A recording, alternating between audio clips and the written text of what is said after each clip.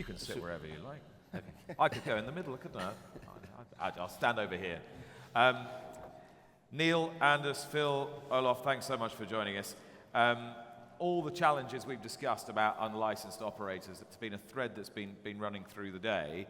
I suppose what we want all of you to answer is actually how we make the licensed sector more attractive.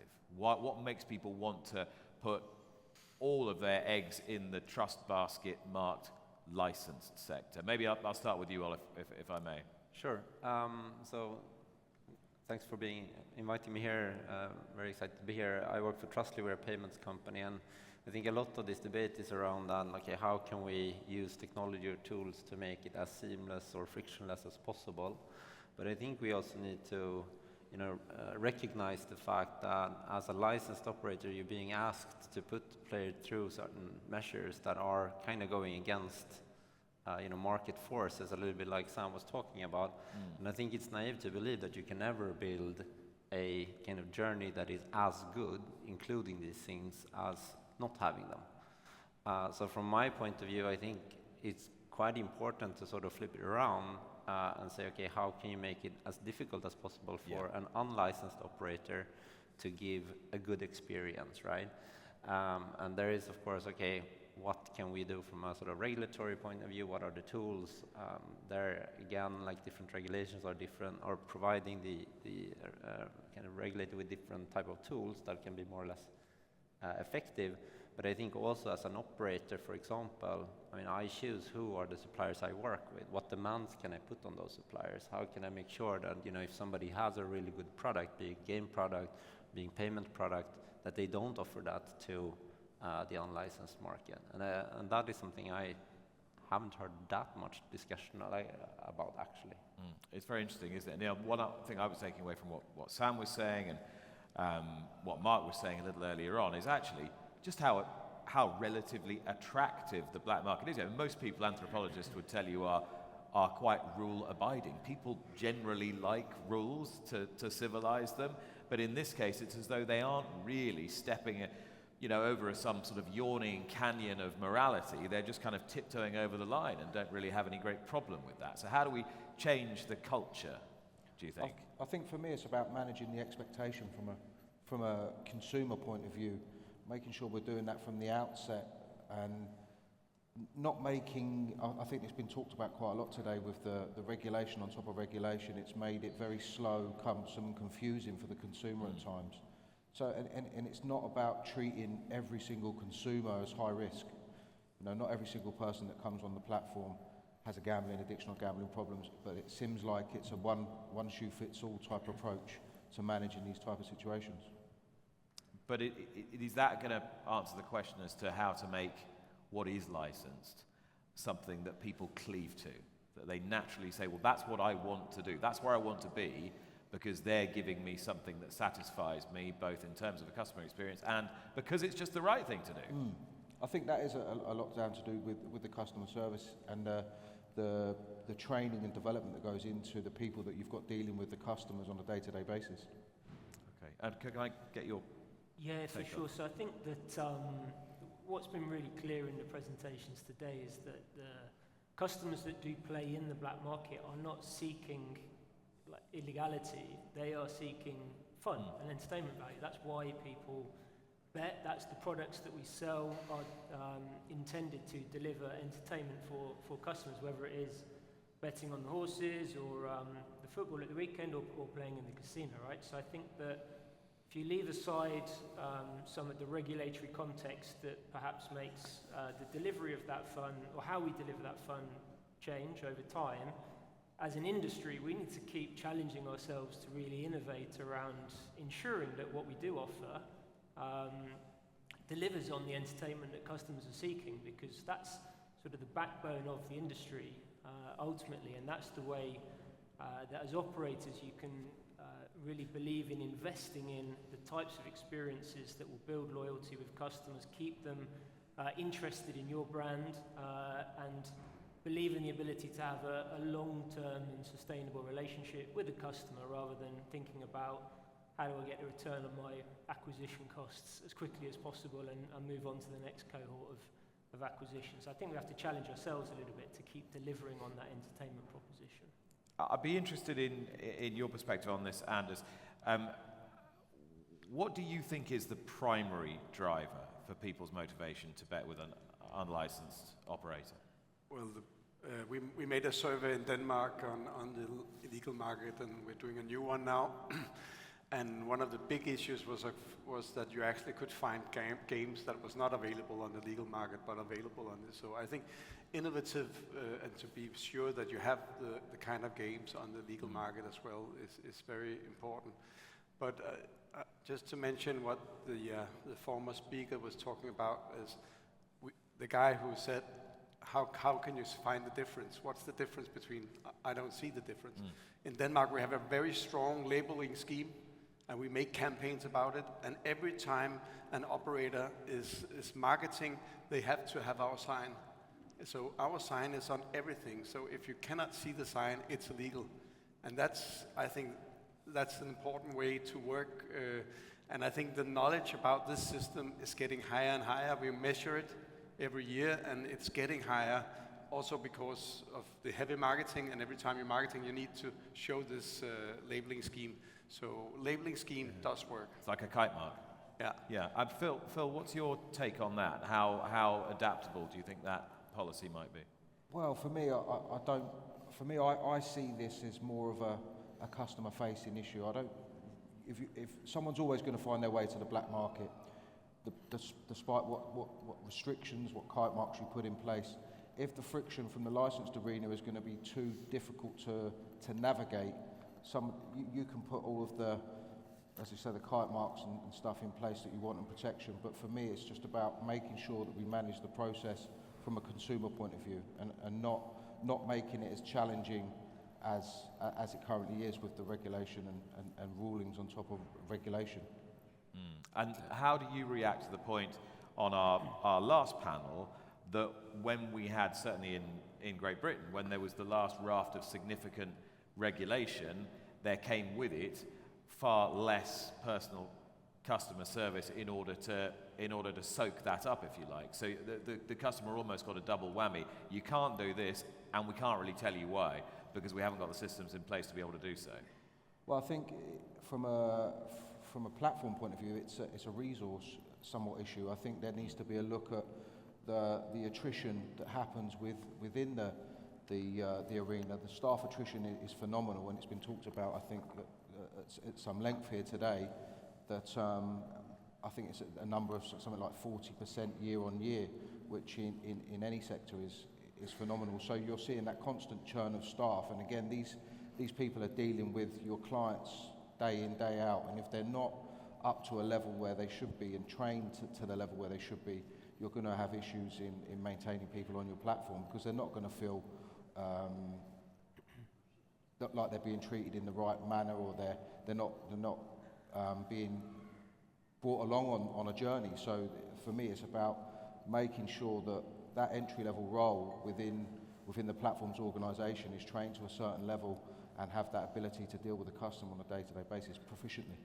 Neil, since we had the last Sustainable Gambling Conference, which is nearly 18 months ago now, maybe a bit more than 18 months ago, to what extent has the dial moved in terms of what the industry, what the sector believes is an appropriate amount of friction when it comes to assessing the suitability of your client base?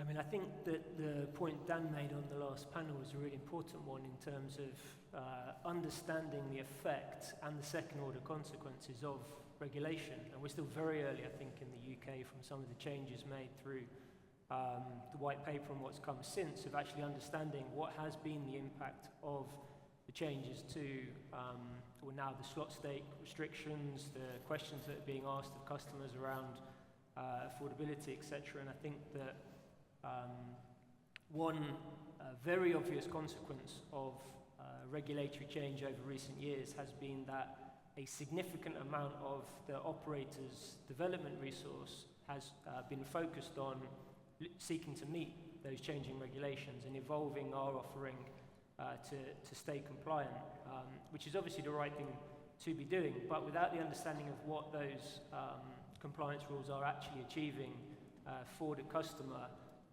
It means that there's maybe less information available for us to have the kind of collaborative stakeholder debate about what we should really be investing our development resource behind to deliver the best experience for customers. If customers will navigate to wherever they get the best entertainment value, and we need to kind of work together to make sure that is a regulated one. So on your priority list, what comes in at number one in terms of providing customers with a more entertaining experience? What's at the top? Well, I think probably the general problem for operators is it's difficult to get to that top one because of the priorities that come before it to keep meeting regulatory change requirements. I think what we've seen in some of the survey data is the importance of the product and the importance of reward around the product itself. And for me, that is the critical kind of part of the experience where we have the opportunity to really ensure that the regulated experience is as compelling and as rewarding as customers are seeking, because they're not looking for. Or you can kind of think of it like if the black market is offering appeal but without safety, that's not a responsible thing to do. But if you offer safety without any appeal, that's not a sustainable industry. So we're going to need to strike that balance. Can in your mind's eye, all of you kind of conceive of what a good, safe, enjoyable journey looks like? Can you understand what that might mean for a modern day customer, for a modern day punter? What is a safe, sensible, secure, but satisfying journey? I mean that's a good question, of course, and I think one thing to remember, which was also quite striking in what Sam displayed, like if you can hear from my accent, I'm Swedish, right? And our market regulated in 2019. Online gambling emerged early 2000. You had like almost 20 years of people playing on sort of grey market sites, getting paid back, not really kind of, getting a good experience, right? So when it's total, so I think a lot of people, for this reason, have a really hard time to make the difference, and I think it's important a little bit like you said, Anders. Okay, you're trying to flag, but then what is actually so much better with if I'm in the eyes of a player, a punter, what is it that is so much better playing on a regulated site? Of course, I'm more safe, but I don't have a gambling problem, so this is not a problem for me. This is what I'm gonna think, right? Instead, we say, okay, you don't trust me. You're asking me a lot of these questions. You're making me feel like a criminal. I'm feeling pointed out and so on. And I think ultimately, like the regulator probably could do much more to actually support the licensed operators. Okay, how can we make these guys win? Like I make a choice. If I start a gambling operator together with some of you guys, we make a business decision. What market will we be in? Will I go for the license or not? This is a business decision. Right now, it's not clear enough that it should be go for the license, I think. Okay, well, just picking up on that point then, perhaps I can ask Anders this. If we're talking about trust and those trust silos, and there's only a 7% differential between people who trust licensed operators and people who trust unlicensed operators, if you feel that you're not being trusted as a customer by the operator, then why should you trust them? Isn't that the reason why there's so little differential?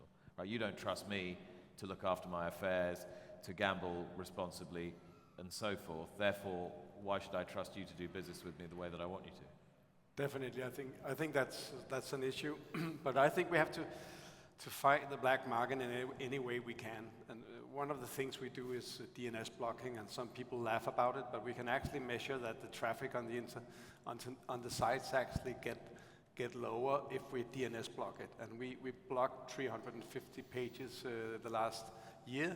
Now we have a new agreement with the tailor companies that makes us also available to block mirror sites without getting a court order. So it can go much faster. So we scrabble the internet and we DNS block. That's definitely a target. And let's keep on doing that. That's an obstacle, that's a friction for the black market. Payment blockade is something that we, in a new political agreement, got a mandate to work on. If you can imagine, just to get the story out. Can I just stop you one second? To what extent is that contingent on support from the Danish government in your case? That you need them to shelve in right behind you? We have the legislation now, Yeah. and in this political agreement, they said go for it. And now maybe that can give us some pressure for the banks, because actually it's a problem to getting the banks to cooperate. It's very difficult, it's technical issues, and it costs a lot of money to do that. So with this political support, we can actually pressure the banks. And if you can imagine, we will be able just to block some payments and get the story out that you risk not getting your win. I think that will be extremely powerful to fight the black market and make some insecurity about it. Hey, this is not safe. If we will be able to do that. In Norway, they have some success with payment blocking, and that's why I think it's a pattern to go for. And there's a lot of other areas. So every time we can find something, we need to go for it, even though it's not 100%. Another example is social media. If we see some illegal content on social media, we have a Nordic agreement, and we can contact Meta, whatever, Facebook, Instagram, they remove it. We want to enhance that in Europe, so all European countries have the same agreement, have the same contacts, and immediately remove illegal content from social media. And in that way, we can just make a lot of trouble for the black market and put some friction into it, and maybe stop some of it. Phil, do you think there's an acceptance elsewhere through Europe that, well, you can't stop a runaway train? No, I think a lot of it, again, I've touched on it slightly before, but a lot of it can go down to some of the, there's been advancements in AI, and the analytics that are coming out the back of some of these platforms can be analysed via AI super quick. So for me, I think the approaches and the checks that need to be done can be tailored to the consumer's betting patterns and needs and wants, reaching out, willy-nilly, if you will, or sporadically, where the customer's not expecting it, or he's had a big win, or he's betting at 2 in the morning once, is not necessary. It could be perceived as a little bit heavy-handed for a consumer, and sort of move them towards the sort of black market sort of gambling arena, if you will. Would anyone like to ask any questions before we have our next break? We're not too far away. Any questions for our panel? No? Is that all? They've answered everything you want to hear? Maybe just a line from each of you gentlemen to sum up where we are now and where we are likely to be relative to the black market when we next convene, say 2 years from now.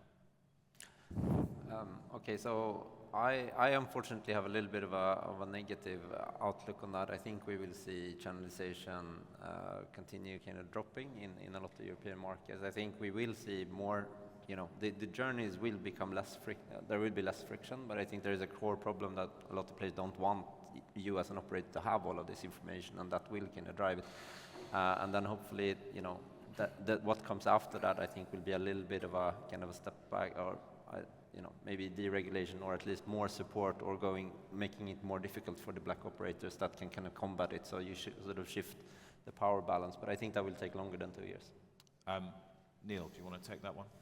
Yeah, I think that the sort of relative threat of the black market is bigger than it was 2 years ago, and I think that the kind of fundamental conditions that the industry has to try to tackle that threat would be around the kind of equality of the product and experience you can offer, the ability to promote that product and experience, and effectively the profit incentive to invest in your product and your brand to reach as many customers as you can, and persuade them that the regulated market is the right place to play.